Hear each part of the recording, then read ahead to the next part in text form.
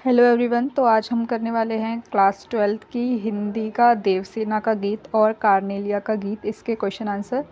तो इसका जो फर्स्ट क्वेश्चन है वो देख लेते हैं और इसके लेखक जयशंकर प्रसाद हैं। इसका फर्स्ट क्वेश्चन है, मैंने भ्रमबस जीवन संचित मधुकरियों की भीख लुटाई, पंक्ति का भाव स्पष्ट कीजिए। मतलब ये पंक्ति क्या कहना चाह रही है वो स्पष्ट करना है। तो इसका आंसर है, देवसेना की वेदना का परिचय मिलता है। इस पंक्तियों से देवसेना की वेदना का परिचय मिलता है। वह स्कंदगुप्त से प्रेम कर बैठी है, परंतु स्कंदगुप्त के हृदय में उसके लिए कोई स्थान नहीं है। जब देवसेना को सत्य का पता चलता है तो उसे बहुत दुख होता है। वह स्कंदगुप्त को छोड़कर चली जाती है। उन्हीं बीते हुए पलों को याद करते हुए वह कह उठती है कि मैं प्रेम के भ्रम में अपने जीवन भर की अभिलाषाओं रूपी भिक्षा को लुटा दिया है। अब मेरे पास अभिलाषाएं बची ही नहीं हैं। अर्थात अभिलाषा के होने से मनुष्य के जीवन में उत्साह और प्रेम का संचार होता है, वो उसके जीवन में अब बचा नहीं है। किसके? देवसेना के। परंतु आज उसके पास वह भी शेष नहीं है। मतलब उसकी आशाएं, अभिलाषाएं, मतलब जीवन जीने के लिए जो उत्साह चाहिए होता है, उसके पास आज वो भी शेष नहीं है। इसलिए इन पंक्तियों को यहाँ पे दिया गया है। इसका भाव यही है, ठीक है। इसलिए वो जीना नहीं चाहती है। चलिए अगला क्वेश्चन देखते हैं। क्वेश्चन नंबर 2, कवि ने आशा को बावली क्यों कहा है? मतलब उसने बोला है आशा बावली होती है, कवि ने ऐसा क्यों कहा है? तो इसका आंसर है, कवि जयशंकर प्रसाद ने देवसेना का गीत में आशा को बावली यानी पागल इसलिए कहा है क्योंकि अत्यधिक आशा मनुष्य को भ्रमित कर सकती है। यह उसे वास्तविकता से दूर ले जा सकती है, खासकर प्रेम जैसे मामलों में। मतलब मनुष्य को असली और नकली और सही और गलत नहीं दिखता है, वो मनुष्य पागल हो जाता है, एकदम बावला हो जाता है प्यार में। इसलिए उसने आशा को बावली कहा है। देवसेना के संदर्भ में वह स्कंदगुप्त से प्रेम करती है और ये आया है बावली देवसेना के संदर्भ में, मतलब उसके लिए कहा गया है। वह स्कंदगुप्त से प्रेम करती है लेकिन स्कंदगुप्त उसे स्वीकार नहीं करता है। फिर भी देवसेना के मन में स्कंदगुप्त को पाने की आशा बनी रहती है, भले ही यह आशा तर्कहीन और असंभव हो। मतलब इसमें कोई तुक नहीं है और ये हो भी नहीं सकता कि वो वापस आके उसे प्यार करे, लेकिन फिर भी वह यह आशा पाल लेती है कि वो एक दिन मुझे प्यार करेगा।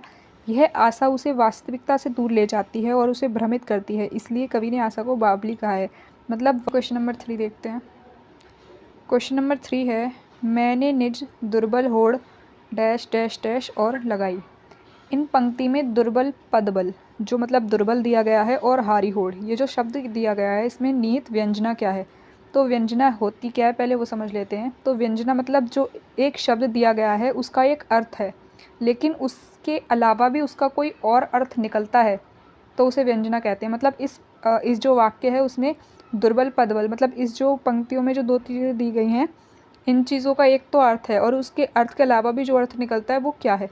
तो देखिए, इसमें दुर्बल पदबल किस लिए दिया है कि देवसेना के बल की सीमा का ज्ञान कराता है जो दुर्बल पदबल है। अर्थात देवसेना अपने बल की सीमा को बहुत भली प्रकार से जानती है कि वह बहुत दुर्बल है, मतलब बहुत कमज़ोर है। इसके बाद भी वह अपने भाग्य से लड़ रही है। मतलब वो जानती है कि मैं ऐसा नहीं कर पाऊंगी, लेकिन वो अपने भाग्य से लड़ती है और आखिरी तक लड़ती रहती है। और इसमें एक शब्द दिया गया है, होड़ लगाई। पंक्ति में निहित व्यंजना है, देवसेना की लगन को दर्शाता है। देवसेना भली प्रकार से जानती है कि प्रेम में उसे हर ही प्राप्त होगी, हार ही प्राप्त होगी, ये हार है, ठीक है, हार ही प्राप्त होगी। परंतु इसके बाद भी पूरी लगन के साथ प्रलय यानी हार का सामना करने के लिए वह तैयार रहती है और वह कभी हार नहीं मानती, ठीक है। तो इन दो शब्दों की व्यंजना ये थी, ठीक है। चलो नेक्स्ट क्वेश्चन, क्वेश्चन नंबर 4 देखते हैं। इसमें काव्य सौंदर्य, और काव्य सौंदर्य का का है जिसमें है शमित स्वप्न की मधुमाया में डैश डैश डैश तान लगाई। तो इसका जो पूरा वाक्य है वो एक बार मैं पढ़ देती हूँ। शमित स्वप्न की मधुमाया में, गहन विपिन की तरु छाया में, पथिक उनिंदी श्रुति में किसने यह विहाग की तान उठाई। तो ये जो हमारी पंक्तियाँ हैं इसका हमें काव्य सौंदर्य करना है। तो काव्य सौंदर्य में सबसे पहले जो आता है वो आता है भाव सौंदर्य, कि मतलब पंक्तियों में कहा क्या गया है। तो इसका भाव सौंदर्य यह है कि इन पंक्तियों का भाव यह है कि जिस प्रकार घने जंगल में पथिक थका हारा आए और पेड़ों की छाँव में सो रहा हो और उसे कोई तान सुना दी जाए, मतलब कोई तान ऐसी जो कि उसे पसंद ना आए तो वह उसे अच्छी नहीं लगेगी। और उसी प्रकार से देवसेना अपनी मीठी यादें और उससे जो सपने देखे गए थे, उसने जो सपने देखे थे स्कंदगुप्त को पाने के, उससे वह हार गई और अब वह देश की सेवा के लिए समर्पित हो गई है। यहाँ वह अपने आप को पथिक के रूप में अभिव्यक्त करती है। वो खुद को एक पथिक बताती है और कहती है कि उसे स्कंदगुप्त का प्रेम निवेदन अच्छा नहीं लग रहा है। जो लास्ट में वो स्कंदगुप्त उसके पास आता है उसके प्रेम को स्वीकार करने, और तब उसको उसका प्रेम स्वीकार नहीं होता है। तो यही काव्य सौंदर्य में दिया गया है। अब इसके काव्य सौंदर्य काव्य सौंदर्य देख लेते हैं। तो इसमें खड़ी बोली हिंदी का प्रयोग है, तत्सम शब्दावली है, संगीतात्मकता है और वियोग श्रृंगार व करुण रस है। ठीक है, अब अगला प्रश्न देखते हैं। अगला प्रश्न भी काव्य सौंदर्य से ही है। तो इसका है, लौटा लो यह अपनी थाती, मेरी करुणा हाहा खाती, विश्व ना संभलेगी यह मुझसे, इससे मन की लाज गवाई। तो पूरी पंक्ति आपकी ये है, लेकिन इसमें डैश करके दी हुई है। तो इसका भाव सौंदर्य देख लेते हैं। इन पंक्तियों का भाव यह है कि देवसेना कहती है कि स्कंदगुप्त, तुम अब अपनी वह धरोहर अर्थात वह मधुर कल्पनाएं जो वापस ले लो, जो कि मैंने तुम्हारे लिए सजा रखी थी, जो मैंने तुम्हारे याद में सजाई। ठीक है, तुम्हें पाने की, जो मतलब तुम्हें पाने के लिए जो मैंने सपने देखे, जो कल्पनाएं सजाई, उसको अब तुम वापस ले लो।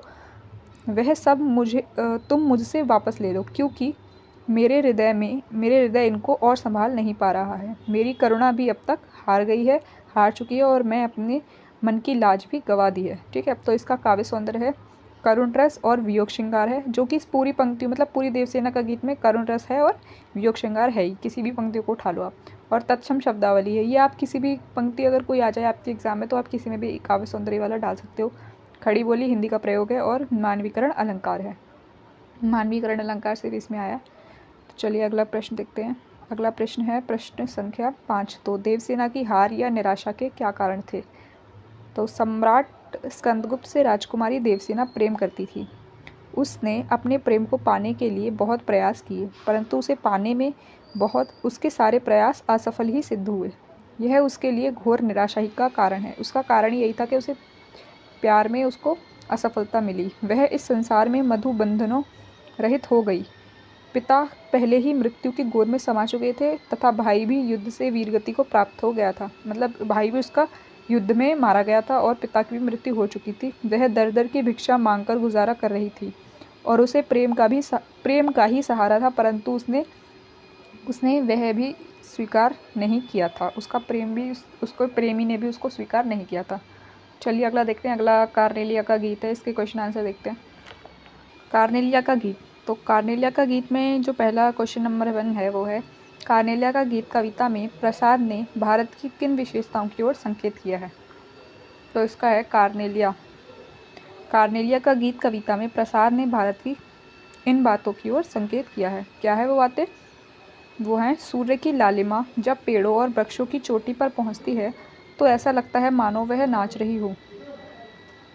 सारी हरियाली पर सूर्य की किरणों का प्रकाश पड़ता है, तब ऐसा लगता है मानो वह किसी ने मंगल कुमकुम बिखेर दिया हो।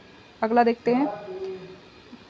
यह वही देश है जिसकी ओर पक्षी ने अपने रंग बिरंगे पंखों को फैलाकर उड़े चले आते हैं। वह यह सोचते हैं कि यही घोंसला बनाएं, क्योंकि उन्हें ये इतना अच्छा लगता है, क्योंकि वह इसे ही अपना घर समझते हैं।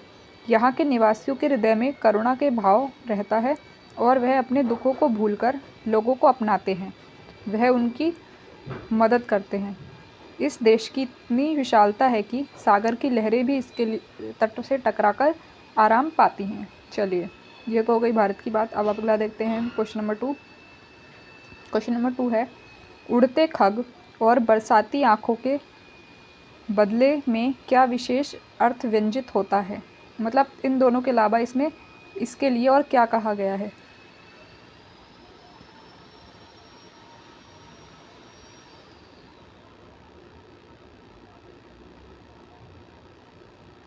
चलिए अगला देखते हैं। क्वेश्चन नंबर 2 है, उड़ते खग और बरसाती आँखों के बदले नहीं होगा, बरसाती आँखों के बादल है।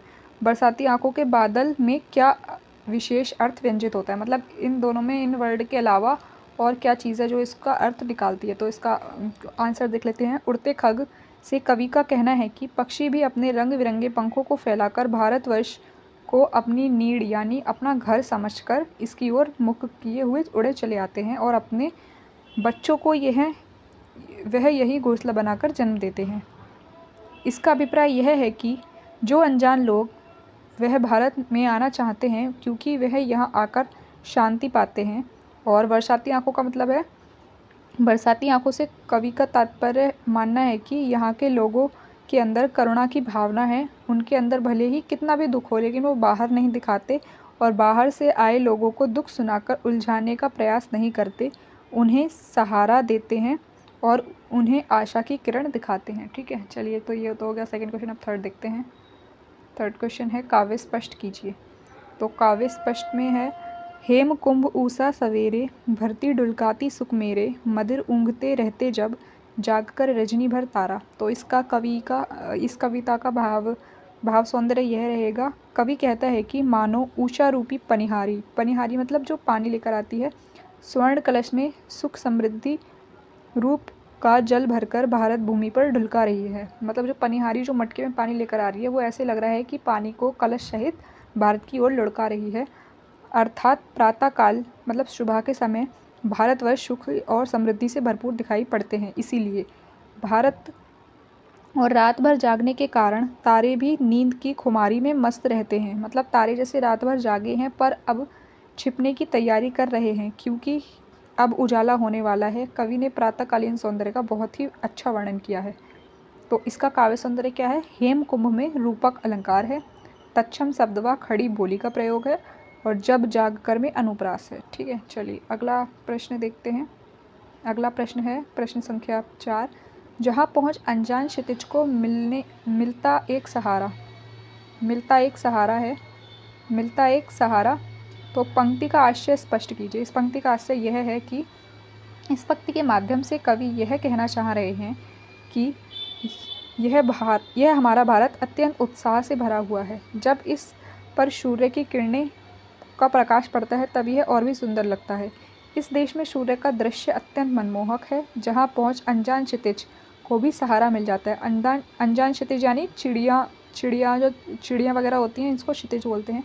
कहने का तात्पर्य यह है कि भारत में अपरिचित लोगों को भी, दूर देश से आए हुए लोगों को भी अपनापन लगता है। चलिए अगला क्वेश्चन देखते हैं। क्वेश्चन नंबर 5 और इसका चैप्टर का लास्ट क्वेश्चन है, कविता में व्यक्त प्रकृति के चित्रों को अपने शब्दों में लिखिए। तो इसमें जो दिया गया है, कवि ने प्रातःकालीन सौंदर्य का बहुत ही सुंदर वर्णन किया है। कवि कहता है कि यह देश मधुरता से भरा हुआ है, मिठास से भरा हुआ है। यहाँ के निवासियों के मन में प्रेम भरा हुआ है और यह अत्यंत उत्साहित है। अतः सूर्य की किरणें इस देश पर पड़ती हैं तो यह देश और भी ज़्यादा सुंदर लगता है। पत्तियाँ मद मद हिलती हुई नज़र आती हैं।